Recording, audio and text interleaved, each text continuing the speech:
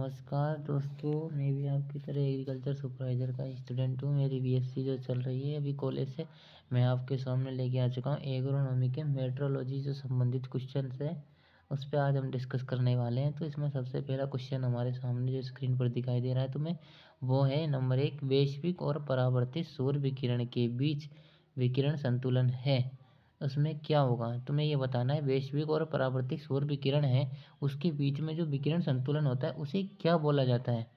उसे क्या बोला जाता है, प्रत्यक्ष विकिरण, एल्बेडो, शुद्ध विकिरण या विस्तृत विकिरण। तो इसका राइट आंसर जो होगा वो होगा वैश्विक और परावर्तित जो सौर विकिरण होती है उसके बीच में होता है शुद्ध विकिरण। हमारा राइट आंसर क्या होगा, शुद्ध विकिरण, ये इसका राइट आंसर होगा। ओके, चलो नेक्स्ट क्वेश्चन की ओर चलते हैं। एल्बिडो को क्या कहा जाता है। तो हमें बताना है एल्बिडो का दूसरा नाम क्या है, क्या मतलब हम इसे किस और नाम से भी जानते हैं।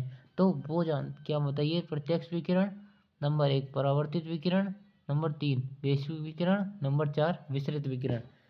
तो इसका जो राइट आंसर हमारे पास होगा वो होगा परावर्तित विकिरण, ऑप्शन नंबर 2। चलो नेक्स्ट क्वेश्चन की ओर चलते हैं। वो है पृथ्वी की सतह द्वारा और सौर विकिरण का औसत अवशोषण है। तो उसका जो राइट आंसर बताइए, उसका ऑप्शन है 10%, 20%, 30% और 34%। इसका राइट आंसर बताइए। पृथ्वी की सतह द्वारा सौर विकिरण का औसत अवशोषण कितना होगा, कितना परसेंट होगा। तो वो हमारा जो होगा वो हमारा होगा 34%। 34% पृथ्वी की सतह सौर विकिरण का औसत अवशोषण करती है। चलो नेक्स्ट क्वेश्चन की ओर चलते हैं हम। तो नेक्स्ट क्वेश्चन हमारा क्या कह रहा है, स्थलीय विकिरण ऊपर की ओर स्थानांतरित होता है। क्वेश्चन पूछ रहा है स्थलीय विकिरण, कोष्टक में दे रखा है पृथ्वी विकिरण बोल दो या स्थलीय विकिरण बोल दो, वो ऊपर की ओर स्थानांतरित होता है। तो इसमें क्या स्थानांतरित होता है ऊपर की ओर।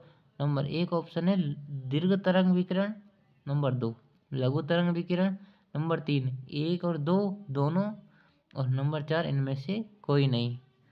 तो इसका जो राइट आंसर हमारे पास होगा वो होगा दीर्घ तरंग विकिरण।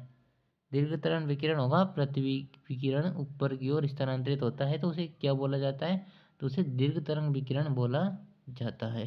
चलो नेक्स्ट क्वेश्चन की ओर हम चलते हैं। तो नेक्स्ट क्वेश्चन है हमारे पास कि पृथ्वी अपने अक्ष पर कितने कोण पर घूमती है।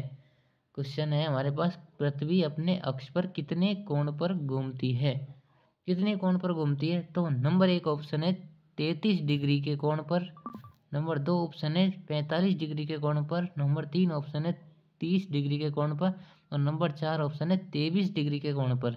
तो जल्दी से बताइए इसका आंसर। इसका आंसर है 23 डिग्री के कोण पर। 23 डिग्री के कोण पर पृथ्वी अपने अक्ष पर घूमती है। चलो नेक्स्ट क्वेश्चन की ओर चलते हैं। उत्तरी गोलार्ध में सबसे छोटा दिन होता है। सबसे छोटा दिन बताना है, मतलब रात की अवधि अधिक होगी। बताइए रात की अवधि अधिक कब होती है, सर्दियों में होती है या गर्मियों में होती है।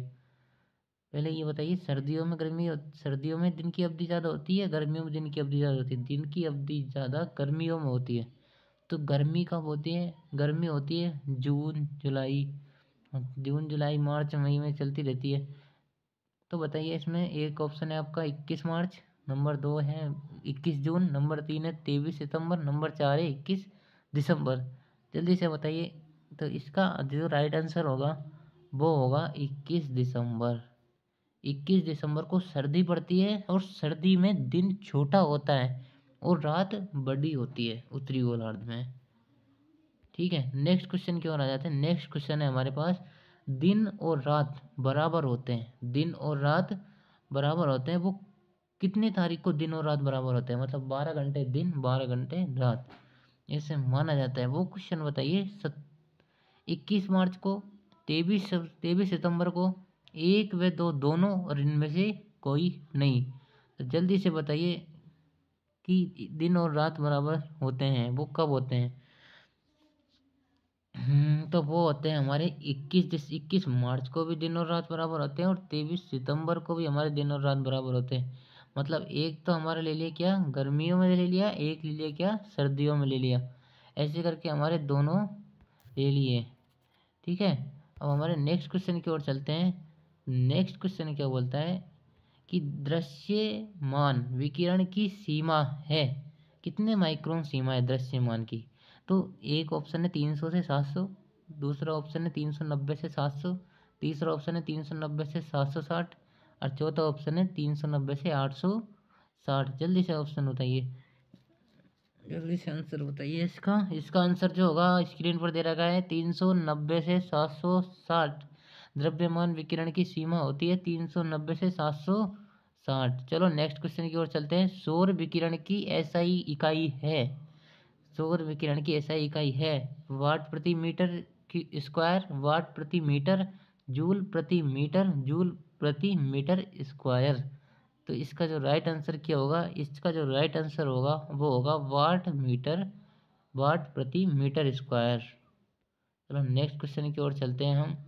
तो नेक्स्ट क्वेश्चन है आपके 30वां क्वेश्चन है, वो है फोटोसिंथेटिक रूप से सक्रिय विकिरण को इकाइयों से मापा जाता है। क्वेश्चन ये पूछ रहा है फोटोसिंथेटिक जो होता है, फोटोसिंथेटिक रूप से सक्रिय विकिरण को कौन सी इकाइयों से मापा जाता है।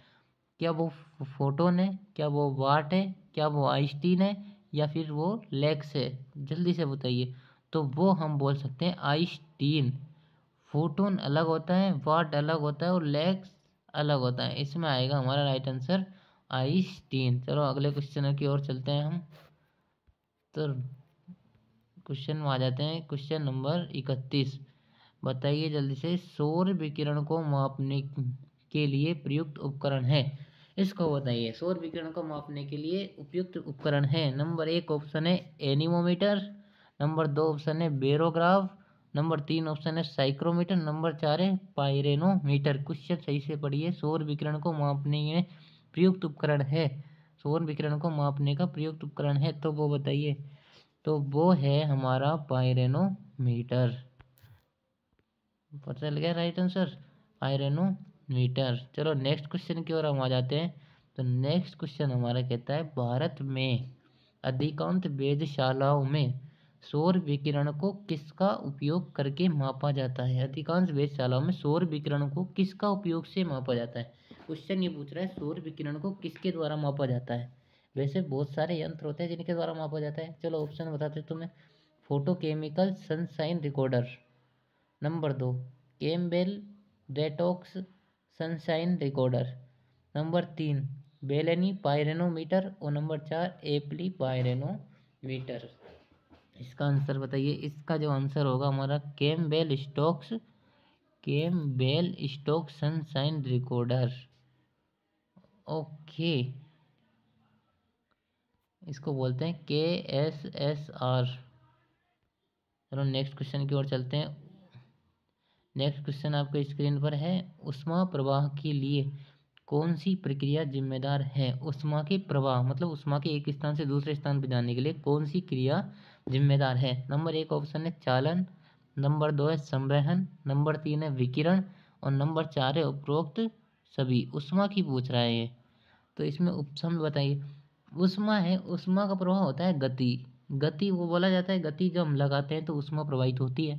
तो ऊष्मा प्रवाहित देखो एक तो चालन में भी होती है, चलते हैं तो गति प्रवाह होती है, ऊष्मा निकलती है। संवहन, संवहन एक स्थान से दूसरे स्थान पर जाते हैं तो जो होता है विकिरण, सूर्य की किरणें आती है तो उसके द्वारा भी ऊष्मा होती है। तो इसमें आएगा उपरोक्त सभी। चलो नेक्स्ट क्वेश्चन की ओर चलते हैं हम। नेक्स्ट क्वेश्चन है हमारा क्या, निम्नलिखित में से किसको अपने ऊष्मा प्रवाह के लिए माध्यम की आवश्यकता होती है। ऊष्मा के प्रवाह के लिए माध्यम की आवश्यकता। नंबर 1 ऑप्शन है चालन, नंबर 2 है संवहन, नंबर 3 है विकिरण और नंबर 4 है ये सभी। किसको एक माध्यम की आवश्यकता होती है, जल्दी से बताइए। इसमें जो होगा विकिरण, सूर्य की विकिरण को धरती पर आने के लिए कोई भी माध्यम की आवश्यकता नहीं होती है, क्योंकि कुछ ऑप्शन में क्या दिया है, क्वेश्चन में क्या दिया है, नहीं होती है पूछा है उसने, ना कि होती है। चालन में माध्यम की आवश्यकता होती है, होती है। संवहन में आवश्यकता होती है, होती है। और विकिरण में आवश्यकता नहीं होती है। तो इसका जो राइट आंसर होगा क्या होगा, विकिरण। नेक्स्ट क्वेश्चन की ओर चलते हैं हम। नेक्स्ट क्वेश्चन देखिए, एक दिन में अधिकतम तापमान आम तौर पर कब देखा जाता है? अगर एक दिन में हम अधिकतम तापमान देखते हैं तो वो होगा दोपहर के 2 बजे। क्या राइट आंसर है? यस। चलो नेक्स्ट क्वेश्चन की ओर चलते हैं। समान वायु वेग वाली रेखाएं, इसको याद रख लेना, इसमें से एक क्वेश्चन ज़्यादातर पूछा ही जाता है एग्जामों में, एग्रीकल्चर एग्जाम होती है इसमें से क्वेश्चन आता है। समान वायु वेग वाली रेखा पूछ ली तो isotach, isohyet, isobar या आइसो बार, जल्दी से बताइए इसका आंसर। तो इसका आंसर हम देख सकते हैं, इसका आंसर होगा आइसोटेक। समान वायु वेग वाली रेखाओं को आइसोटेक बोला जाता है। जबकि आइसोबार क्या होता है, समान वायु मंडलीय दाब की जो रेखाएं होती है उसे आइसोबार बोला जाता है। और आइसो हाइट क्या होता है, आइसो हाइट होता है कि समान वर्षा वाली रेखाओं को जोड़ना, आइसो हाइट कहलाता है। ठीक है, चलो नेक्स्ट क्वेश्चन की ओर चलते हैं हम। नेक्स्ट क्वेश्चन चलते हैं। तो सौर स्थिरांक को क्या कहते हैं, बताइए। क्या सौर स्थिरांक को क्ले कहा जाता है, क्या सौर स्थिरांक को लॉन्गली कहा जाता है, या एक व दो दोनों, या इनमें से कोई नहीं? तो इसका जो आंसर होगा, सौर स्थिरांक को क्या कहा जाता है, सौर स्थिरांक को लॉन्गली कहा जाता है। चलो नेक्स्ट क्वेश्चन की ओर चलते हैं हम। नेक्स्ट क्वेश्चन है हमारे पास, सामान्य सामान्य लैप्स रेट, सामान्य लैप्स रेट की दर क्या होती है, या फिर इसको बोल सकते हैं दबाव। सामान्य लैप्स रेट की दबाव क्या होता है? तो इसमें नंबर एक ऑप्शन तुम्हें दे रहा है 4.5 सी प्रति किलोमीटर। नंबर 2 5.5 सेंटीग्रेड प्रति किलोमीटर, 6.5 सेंटीग्रेड प्रति किलोमीटर। नंबर 4 7.5 सेंटीग्रेड प्रति किलोमीटर। जल्दी से बताइए इसका आंसर। इसका आंसर जो होगा स्क्रीन पर वो होगा 6.5 6.5 सेंटीग्रेड प्रति किलोमीटर। चलो नेक्स्ट क्वेश्चन की ओर चलते हैं। हमारा 39वां क्वेश्चन है, बढ़ती छिद्रता और उच्च कार्बनिक पदार्थ के साथ तापीय चालकता, अगर बढ़ती छिद्रता है और उच्च कार्बनिक पदार्थ है तो उसके साथ तापीय चालकता क्या बढ़ेगी, क्या घटेगी? फिर ले बढ़ेगी फिर घटेगी, या बढ़ेगी नहीं घटेगी, या फिर बढ़ेगी? देखिए ऑप्शन स्क्रीन पर तुम्हें दिखाई दे रहे होंगे, बताइए जल्दी से इसका आंसर। इसका आंसर जो होगा इसमें इस ऊष्मा की तापीय चालकता क्या होगी, वो होगी घटेगी। बढ़ती छिद्रता और उच्च कार्बनिक पदार्थ के साथ तापीय चालकता क्या होती है, घटेगी, घटती है। आज का लास्ट क्वेश्चन, आज के सेक्शन का लास्ट क्वेश्चन है हमारे पास, वो है एक दिन में सबसे कम तापमान इस दौरान देखा जाता है। किस दौरान तापमान देखा जाता है, सूर्योदय या सूर्योदय से ठीक पहले? जल्दी से बताइए इसका आंसर। ओनली 2 ऑप्शन है तुम्हारे पास स्क्रीन पर, तो इसमें से 2 ऑप्शन में से बताइए। तो एक दिन में सबसे कम तापमान कब देखा जाएगा, सिंपल सा है, इसमें सूर्योदय से ठीक पहले देखा जाएगा सबसे कम तापमान। चलो इसी के साथ मैं विदा लेता हूँ, नेक्स्ट वीडियो में मिलते हैं नेक्स्ट कुछ नया लेकर। तब तक के लिए बाय बाय।